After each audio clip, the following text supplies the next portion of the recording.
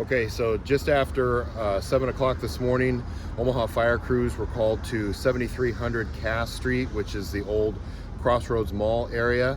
On arrival, fire crews found smoke and flames coming from one of the old buildings here that are still on location. Fire crews made a quick knockdown of the fire, went inside, conducted a search and rescue operation, didn't find anybody. The fire started what appeared to be on the inside of the building, communicated to the outside of the building, and made its way into the roof area. So that's why you see the aerial ladders set up, crews on the roof. We're still here checking for hot spots, but the fire is out at this time. And the fire is still under investigation. Do you know if there's been any calls here recently to that building for any other disturbances like that? That I'm not sure. I can look into it if you'd like.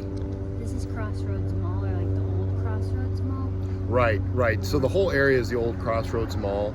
The building that the fire was in is still one of the old structures that's still standing that hasn't been torn down yet. Looks like it's connected to the parking garage. I'm not exactly sure what that used to be. Might have been the old Sears and Roebuck, but it's still standing. And we're not sure what caused the fire? No, the fire is still under investigation at this time. Fire investigators are over there. Once we have that information, I'll definitely release that to the media as soon as we get it. Will the Target be available for people shopping needs today? I believe the Target store is not affected at all. I believe it's still open, up and running. I was going to ask off that. Do you know if it had to be evacuated or if it was even open this morning when you first responded?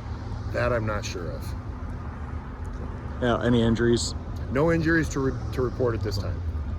I know it's not too cold yet, and it's just big snow. But any difficulties with the weather today and water?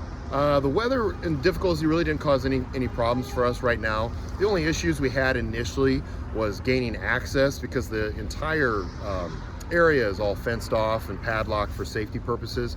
So we did have to cut one of the locks and gates, but the property owner was very quick to respond on scene to help us gain access anywhere else we needed it.